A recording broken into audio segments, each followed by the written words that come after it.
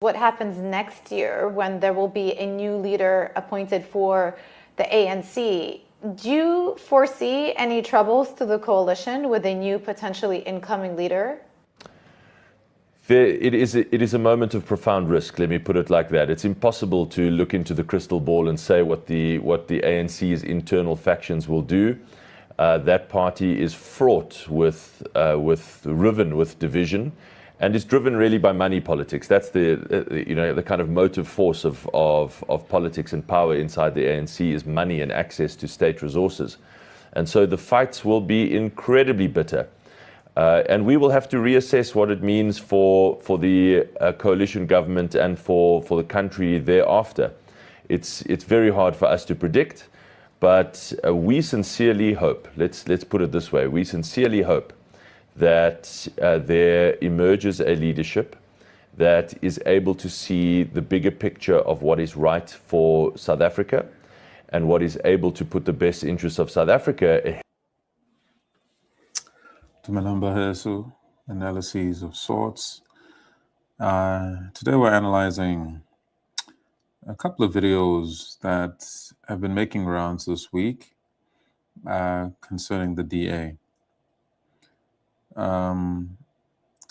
The title of the video is Deranged, Globalist, Incites Anti-Native Population Hate. I find it interesting that with the DA, they hardly spend time talking about how exactly they plan on delivering on their promises. Most of their time is spent talking about the ANC, discrediting the ANC as if the DA themselves are any different from the ANC. And I just want to kind of highlight some of the cryptic language that I've been paying attention to every time somebody from the DA speaks. I heard it first with John Steenhuisen and a few other times with Helen Zille. And now with the sort of the new leader of the DA, who was the mayor of Cape Town, I find that DA people like to refer to South Africa rather than speaking specifically about South Africans, almost as if they've taken the people out of the context of the conversation of the country, South Africa. And they're treating South Africa more like a commodity, or perhaps you could say a company, whose employees can be people that come in from anywhere in the world. This is very concerning because it's very cleverly disguised under the umbrella of inclusivity, that the DA is a party that doesn't see color, they don't see race, they only value competence. That is a very smart way of basically,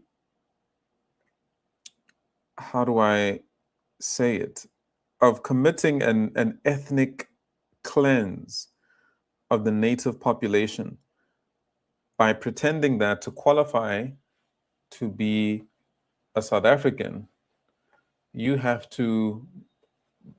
to be based on what you bring to the table rather than the fact that this is our native homeland.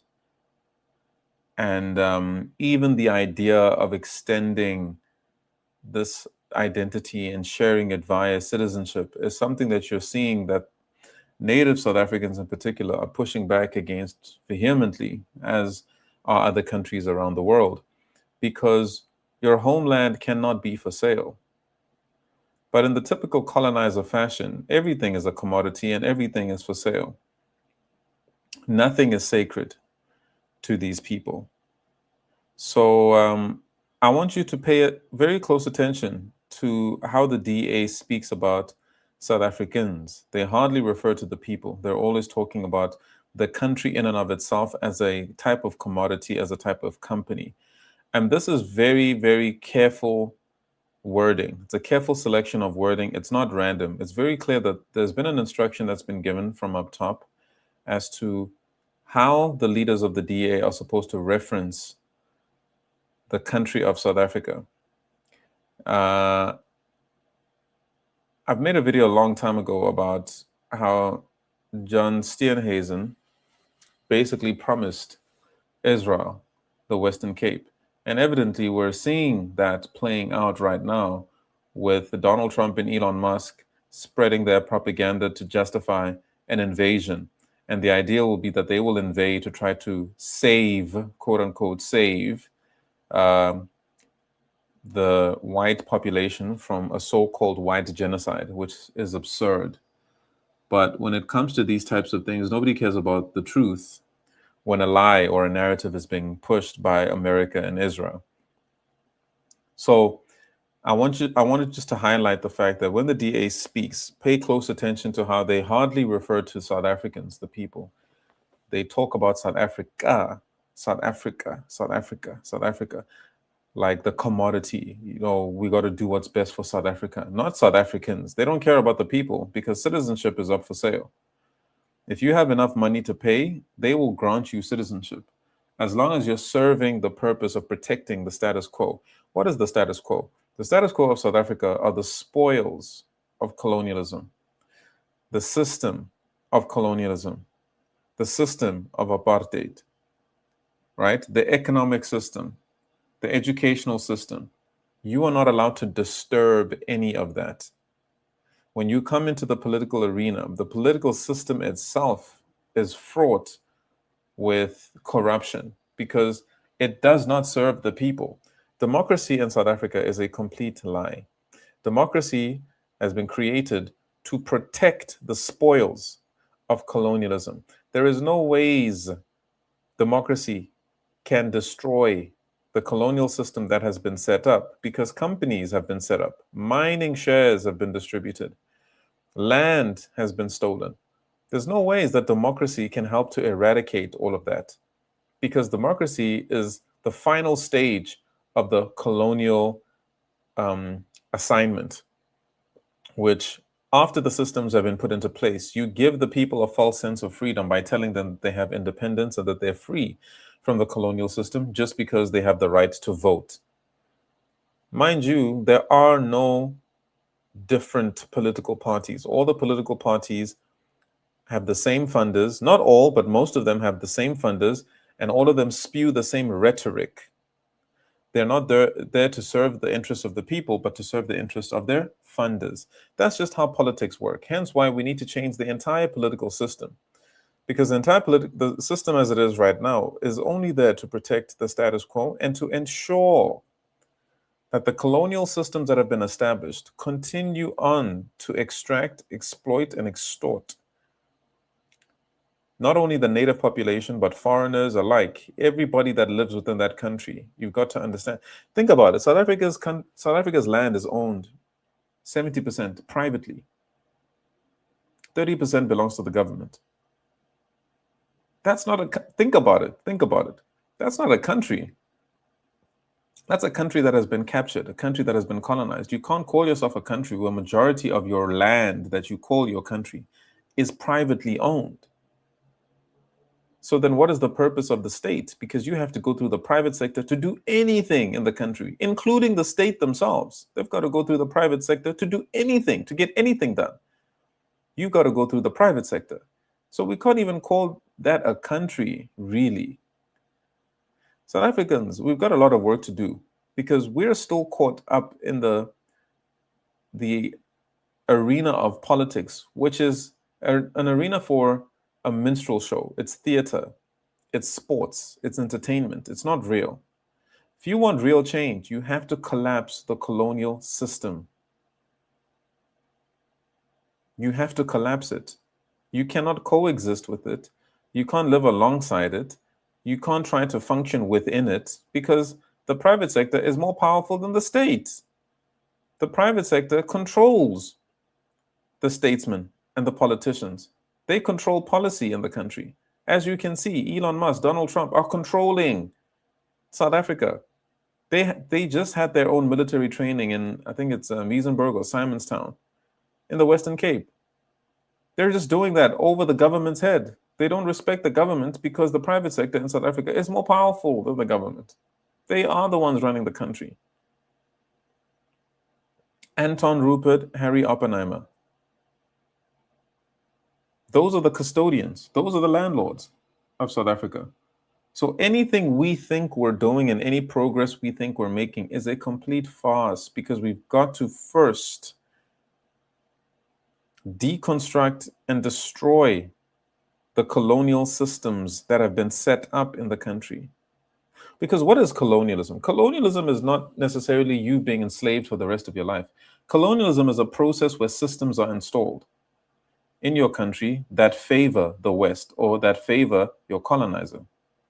They don't even have to. In our case, we have a rare case where we've got a settler colony that has chosen to stay amongst us, even though South Africa was built on apartheid spatial planning, which means you can be white in South Africa and 90% of your interactions are exclusively with white people because you live in gated suburban areas.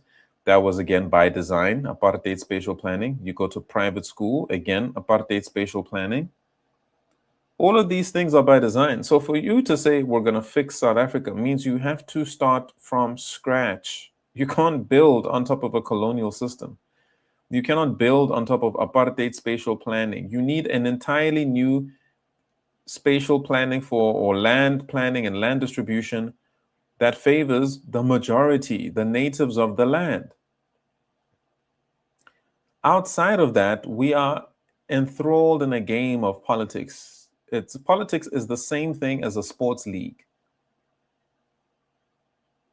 It's sports, guys. It's a minstrel show. The political system itself is corrupt because there's no ways the colonizer would leave you with a tool that would allow you to actually change the status quo in a system that took them hundreds of years to construct. The infrastructure in South Africa is built based on apartheid spatial planning. You would think after so-called liberation, the first thing that would have been addressed was the land, the inequality, and then the apartheid spatial planning.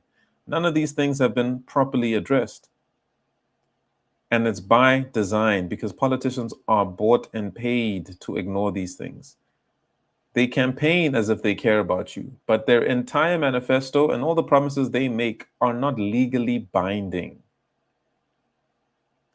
They don't have to do what they tell you they're going to do. It's not legally binding. This is why you find citizens now begging politicians to do their jobs. Why? Because the system protects corruption. It protects corrupt politicians. Then you got to wait for the next election cycle to be lied to again, and then the same thing happens on repeat, and the status quo doesn't change. Guys, it's a complete circus. It's an illusion. Now, there are political parties that I obviously have faith in. Action SA, Operation Dudula, ATM. Of course, they exist, but the problem is not the political party. The problem is the system. The system does not allow for change.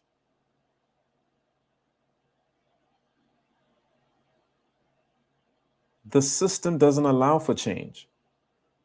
It doesn't matter how amazing your campaign is. The system won't allow you to change it because it was set up by the colonial powers. And they set it up with the purpose of ensuring that you are unable to change anything in the country. So this is the point, right?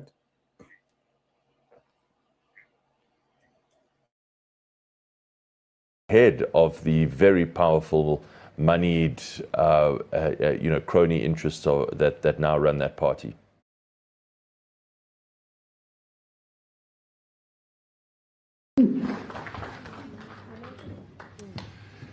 Thank you so much for coming here, Helen. I'm one of those people who really don't like you. Just going to be honest. I've never liked the DA. I find the DA to be the most racist party, full of white supremacy. The question for me, and it's a big question, and I know you've said it before, that genocide is a big word, and it goes to there. How can we even trust you to lead anything when you can't acknowledge that there's a genocide going on in Gaza? You say that, please, let me finish.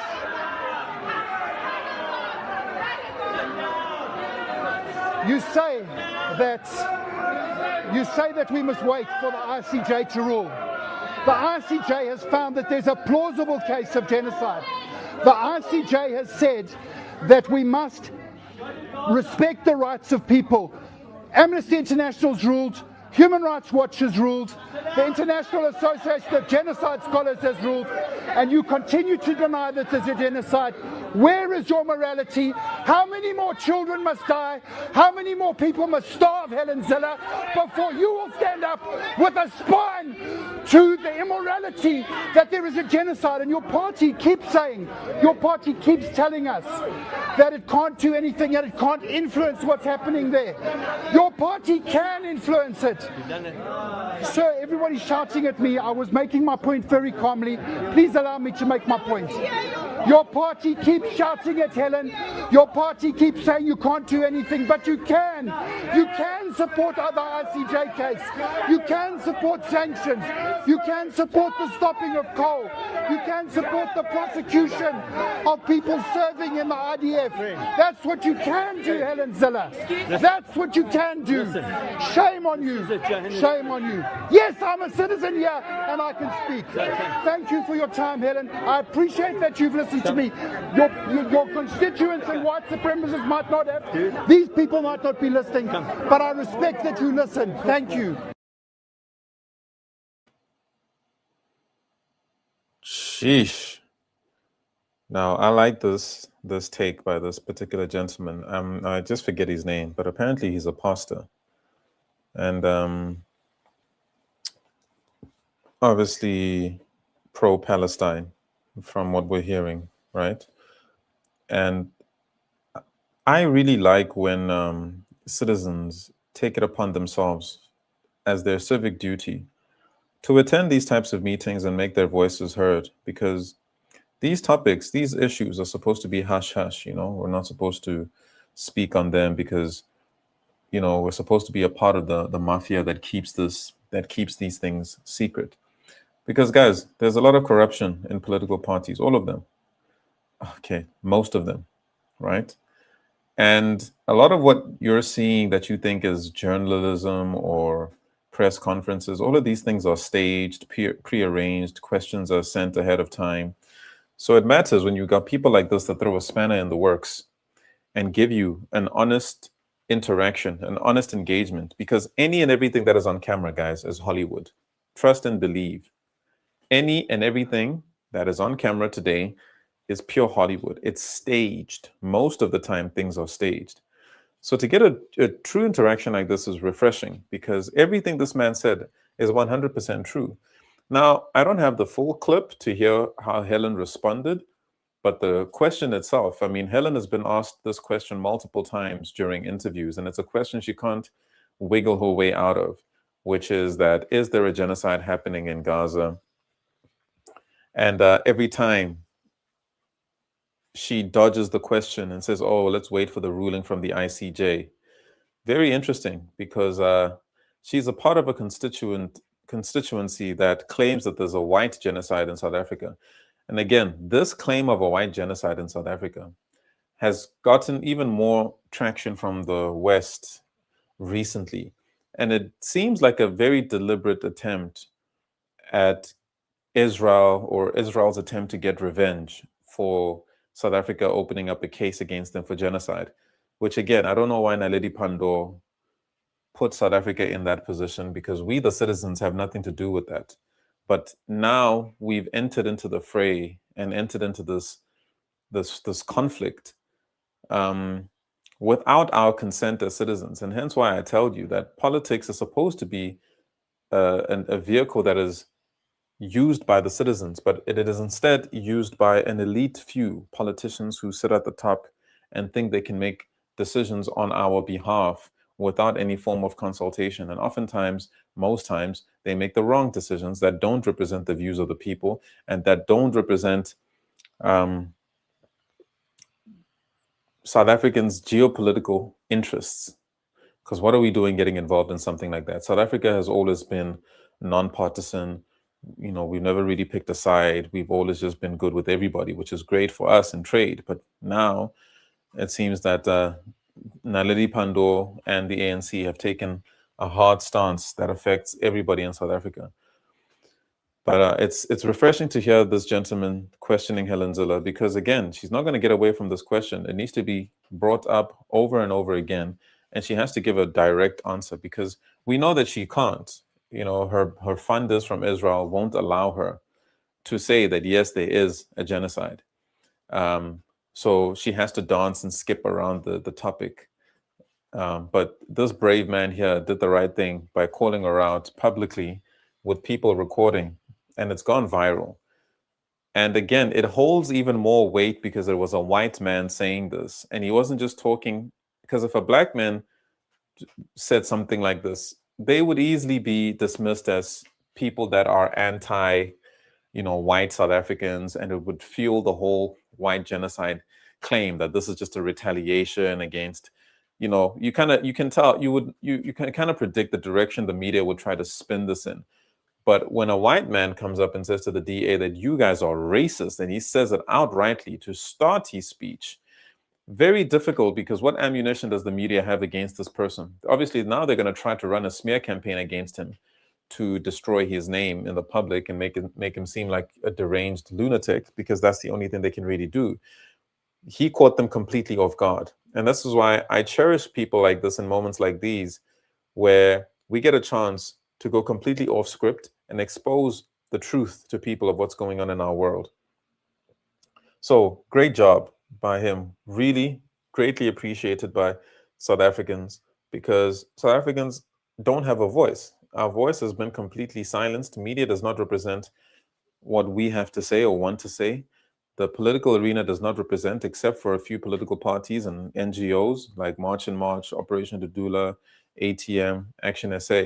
But for the most part, we are still stuck in the apartheid era of censorship, where we had no voice, and people have no idea the level of suffering that Black people are going through in 2026 at the hands of the ANC, who are controlled by the same colonial system that has been in place for the past 300 to 400 years, perfected during the era of apartheid.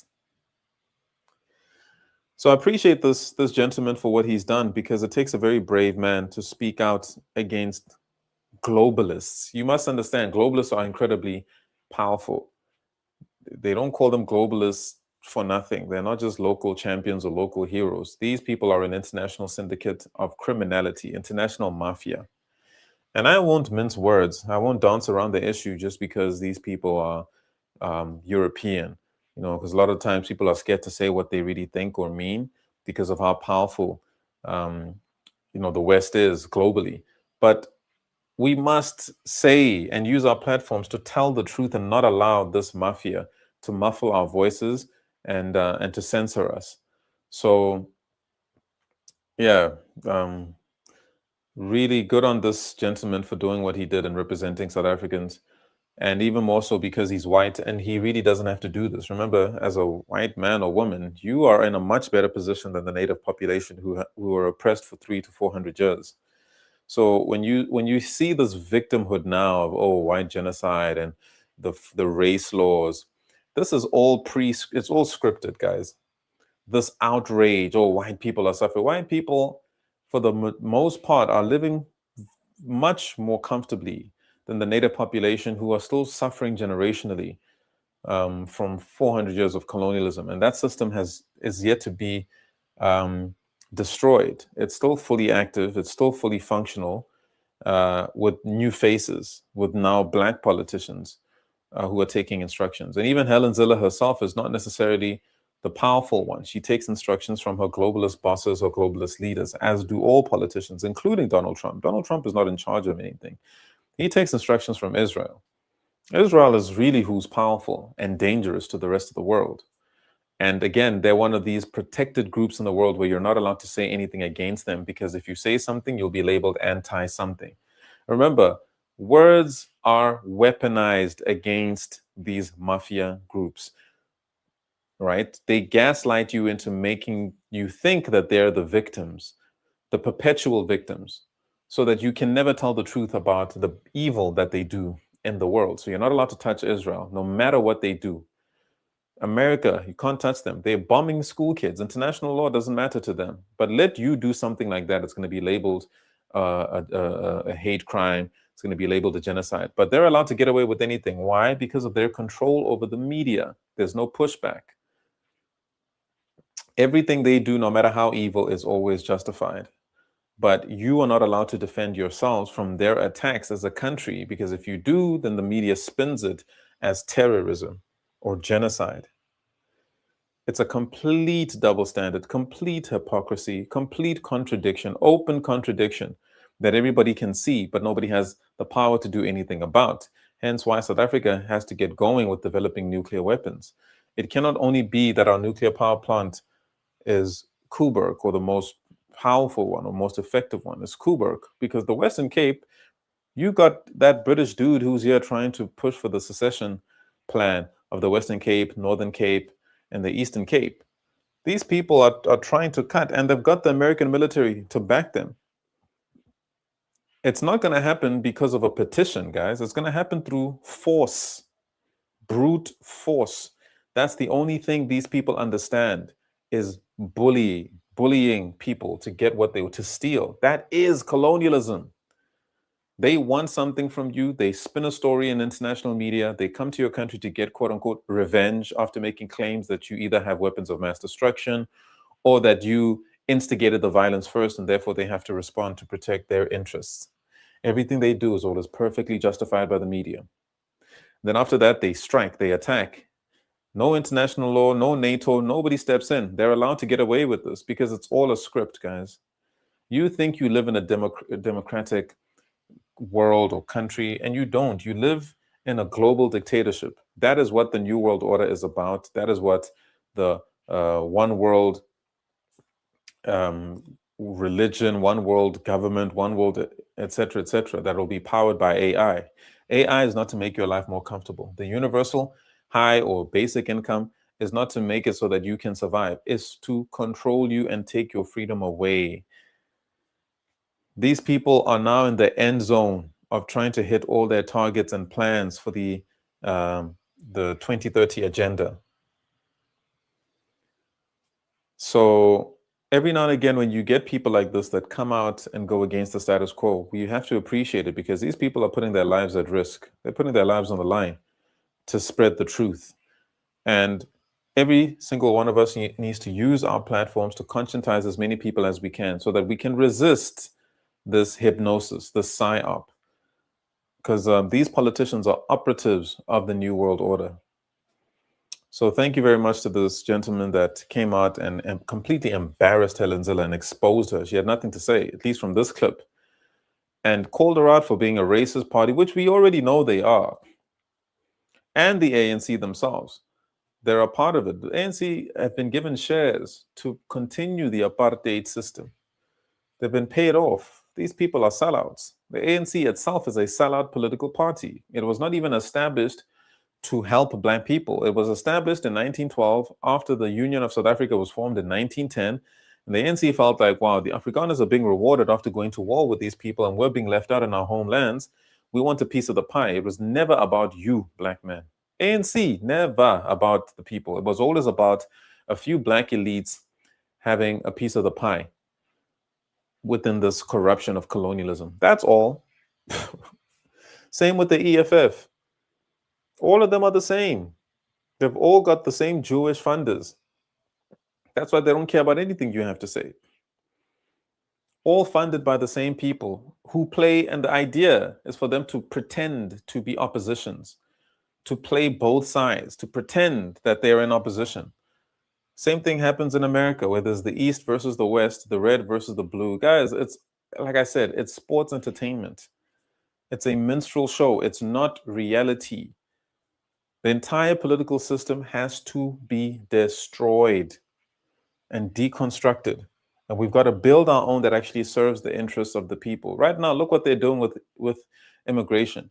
It's a massive security risk, not just because you're bringing criminals in that you haven't checked their background, but because they could be coming in with all types of diseases. You got these kids sitting in the same classrooms as our children, exposing them to God only knows what.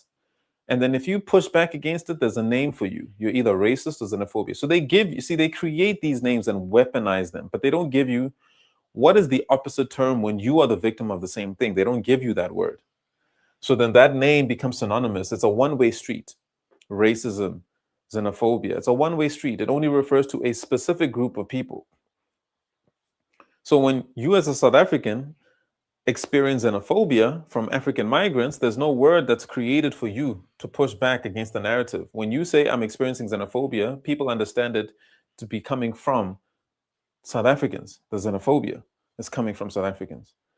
But majority of the time, it's Black South Africans that are experiencing xenophobia, because imagine people coming into the country to commit crime against who? Against Black South Africans. Isn't that Black hatred? Isn't that Afrophobia? It is. And yet they get a pass. That one is classified as, oh, it's just crime, and crime is everywhere. But let something happen to a foreigner and they say, oh, they start searching, wild witch hunt for which South African did the xenophobic attack. Guys, this system is so intricate and carefully pieced together to silence the true victims and to basically commit a quiet and systematic genocide, an ethnic cleanse, like what America did to the Native Americans. That's what's happening in South Africa right now. It's a quiet, systematic, ethnic cleanse of the Black population, giving them no jobs, giving them no access to the land, giving them no access to creating their own banks in certain sectors that are legacy sectors from the colonial eras. You're not allowed to create a rival sector, even though we're the majority. If we did, we would cripple the colonial sectors, but they won't allow you to establish them. There's red tape everywhere, and they pretend that that red tape is just, oh, it's just the Constitution, it's just the law. It's not. It's a system that is designed to maintain the status quo and to ensure that nothing ever changes in the country. As soon as something is about to change, guess what? Your president is going to get impeached and replaced with a new puppet who's going to follow orders. And then you got to wait for another 5-year cycle of promises, empty promises. First half, promises are made. It looks like your president's going to get it done. Latter half, complete failure. And he becomes open and brazen about not honoring his promises because, again, it's not legally binding, which is ridiculous. It should be legally binding. If you don't do what you said you would do and you are running the country, it should be legally binding. But those words are not legally binding by design. Politicians can say anything and get away with it. Do you think that's an accident? It is by design. It's not contractual. How many times have we seen politicians not doing their jobs, not enforcing the laws that are written to protect the citizens, and then they just come back at their new campaign cycle to say, oh, that thing we didn't do, we're going to really do it now. We're really focused. We got renewed everything. It's a renewal. It's new. Everything is new. And they just continue to eat your tax money and ignore you and take instructions from their globalist masters.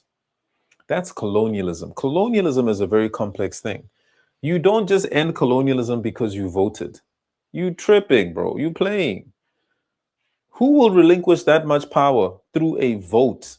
I'm not saying I don't believe in elections. I'm just saying I believe that elections are rigged and that we have to take extreme measures to ensure that we don't allow these corrupt criminals and syndicates to rig votes, which requires active citizenry, people taking up their civic duties, which people don't want to do because people are just trying their best to survive. They're in survival mode. They don't understand that your survival is connected to how involved you are in your civic responsibilities in your country.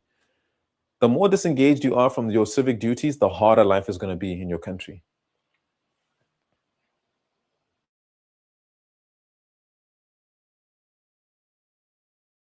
Ethnic nationalism, anti-foreigner incitement, and a drive to exploit our country's problems, to drive division, are all manifestations of this growing illiberalism.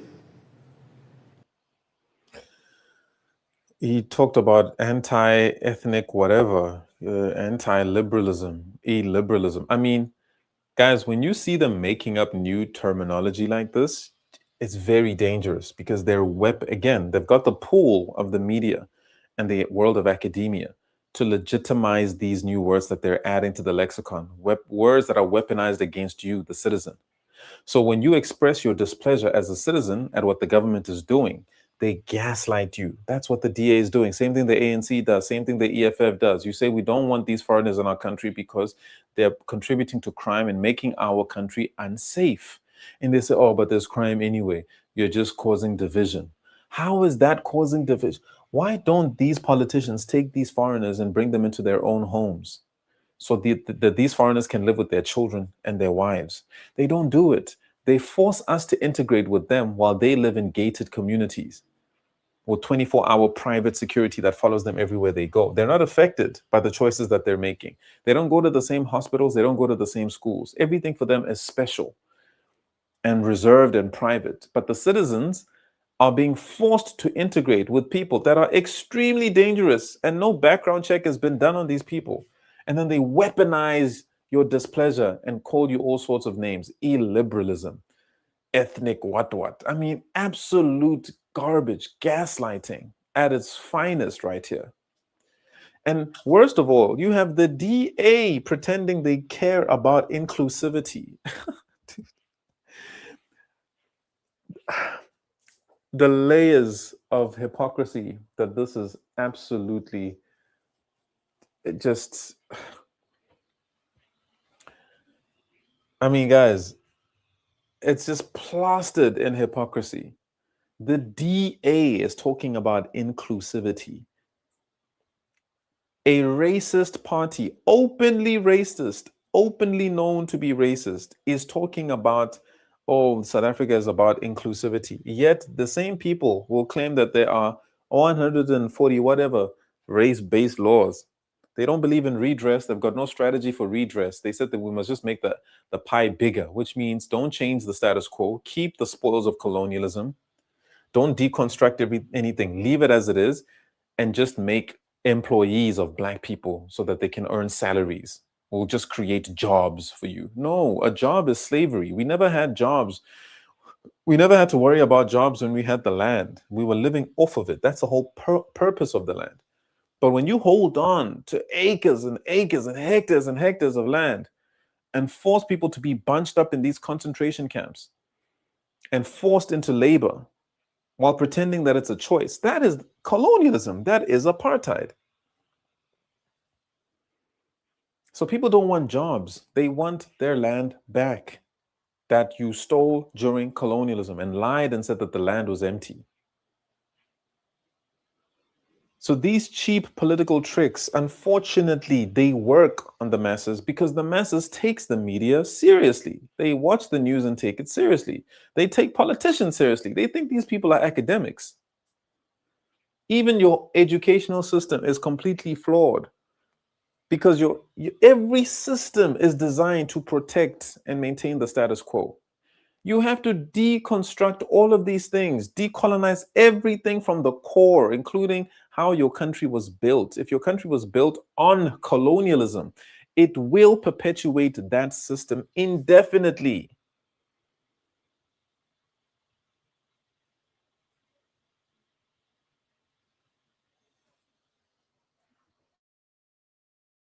At precisely the moment that the DA took our biggest step towards building a society where every person, regardless of their background, can look forward to a better future, we are confronted by new forces. Translation: the DA opened the borders to allow immigrants in to be used as cheap labor. And they're disguising that as we're giving opportunities to people irrespective of their background, as if that is the original idea behind the Rainbow Nation. That the Rainbow Nation was about allowing immigrants into the system. I mean, it's so insulting. He's basically calling the native Black South Africans immigrants that have been given a chance, allowed into this colonial system to work as slave labor. So he says, That's been the philosophy of South Africa. The Rainbow Nation is about allowing people from any background to come in and have an opportunity. No, dude, that is not what the Rainbow Nation was supposed to be about. The ANC had a mandate working together with the NP government to give back the spoils that they had stolen during the colonial era. That has not been done. That's why South Africa still has the highest inequality in the world. So look how they're now trying to flip. Guys, this level of manipulation is witchcraft. This is witchcraft. This man, look how they're framing it now. They're basically trying to reframe what Rainbow Nation means to say, oh, Rainbow Nation was about allowing immigrants. So what? We, the natives of the country, were immigrants? And you, out of the kindness of your heart, allowed us in to be citizens of the country, South Africa? This is mental illness, guys. These people are mentally ill. These globalists are deranged. They're rogue, unhinged lunatics. This guy is calling for the ethnic cleansing of the native population through population replacement, using immigrants to replace the natives. And then the excuses will be, oh, the immigrants are more qualified, the immigrants work harder, etc., etc., etc., as if we are being ungrateful. Imagine you're a native in your own country and you're treated like, oh, you're being ungrateful of the blessings your country's given you. Therefore, we're just going to replace you for people that will accept slave standards of salaries, conditions of employment, etc., etc. And if you push back against it, it's because you're xenophobic. So they're trying to juxtapose the pushback of natives who don't want to be infiltrated by illegal immigrants with the old apartheid apologists who were anti the Rainbow Nation and inclusivity. This is evil.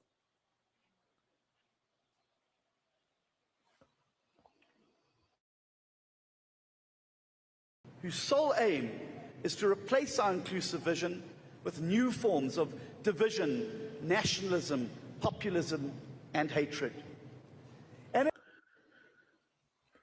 Again, new terms are created: populism, nationalism, trying to basically compare it to a type of Nazi regime, a type of apartheid regime, nationalism, populism. This is a word that is now increasingly being used around the world to describe people who are pushing back against the forced immigration, which is a form of colonialism. And why are they forcing immigration? Because they're trying to disenfranchise native populations so that nobody can lay claim to a homeland. Everyone must be scattered all over the world and have no homeland of their own. So we can say, oh, we're all global citizens, whilst everybody is under a colonial system. Everybody speaks English. That's going to bring everybody closer to what? The New World Order.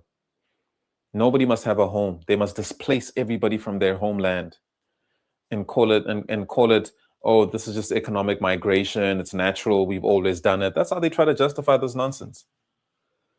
So now he's basically talking about Operation Dudula, March and March, etc., and saying that they're populists, which, very slyly is trying to imply that these are the new Hitlers because they're not inclusive, which is crazy. In South Africa, we are the most inclusive country possibly in the world, and was just saying that, guys, this is now too much. There must be a limit, because if we just allow anyone to come into the country, you're basically wiping out the native population, which we don't want. So you can't have a political party dictating to us what we should want. No, your role as a political party is not to have a parental role over us. You're not our parents. We are telling you what you need to do, and your job is to serve the interests of the people. I mean, that's what we're told, but we understand. I mean, if you follow this channel, you know that the opposite is true. Democracy is a dictatorship. Who are the dictators? The globalists. The politicians are just the puppets that make you think you have a voice. But this that this man is saying is a complete manipulation of reality.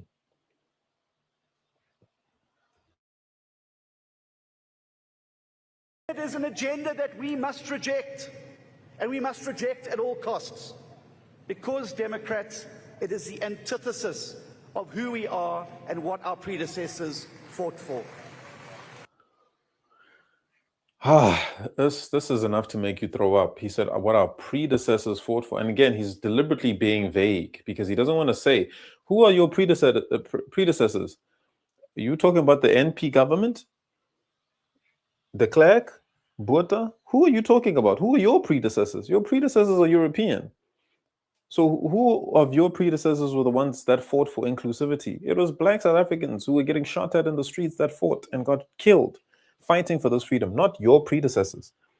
You are the beneficiary of the colonial system till this day because it's ongoing.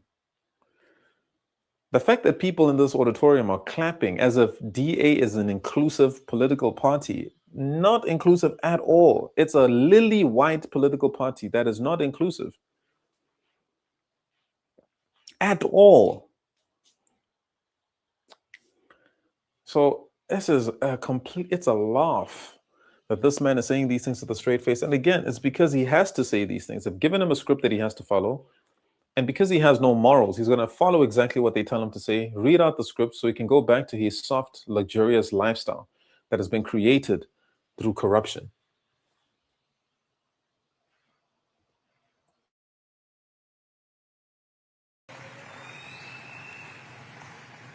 And instead, if this is where the world is going, then our job as the DA is to ensure that South Africa is an outlier.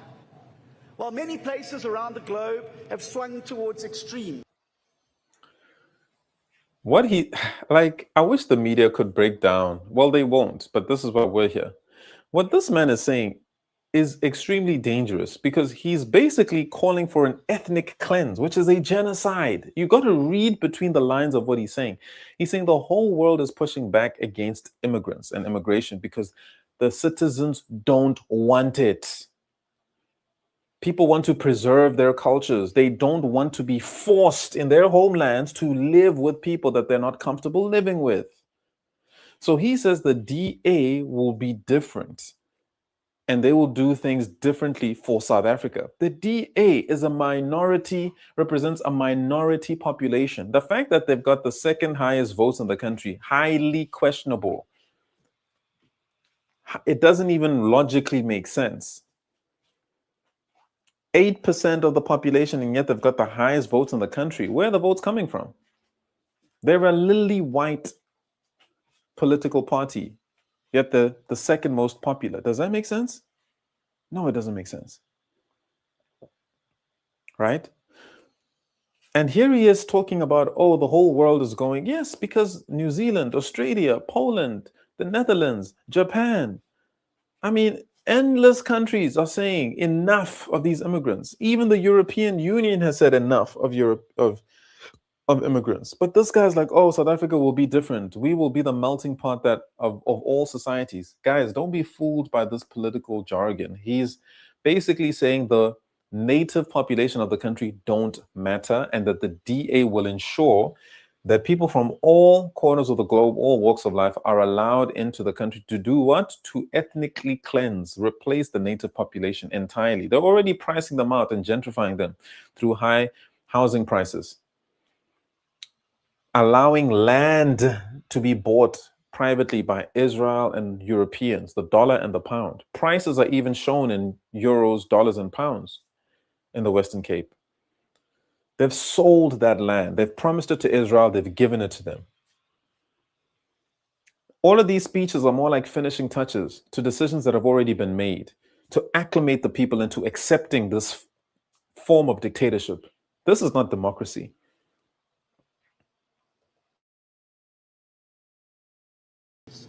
South Africa is one of the few countries that today has a more moderate government, a more inclusive government, and a more diverse government than we had 2 years ago. The formation of the GNU is precious and it is historic. And Guys, giving black natives back their land is not inclusivity. It's justice. Inclusivity is what the black natives are allowing by letting the settlers continue to live in South Africa.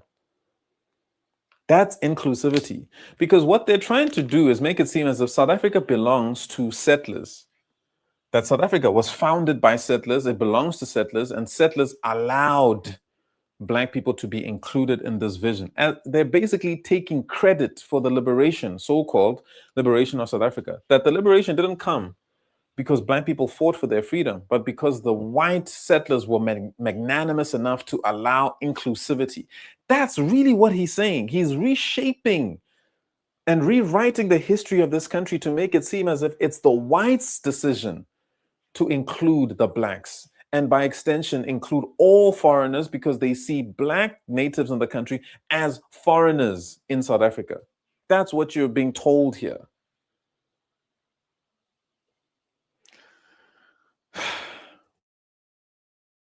Opportunity to unite those who want to build a better country across all those old dividing lines of race, class, language, and religion.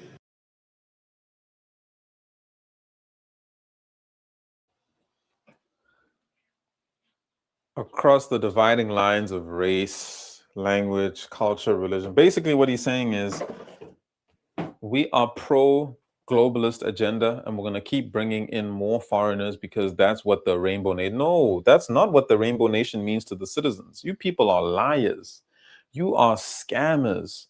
Politicians are the biggest liars and scammers. I need you guys to stop listening to these people.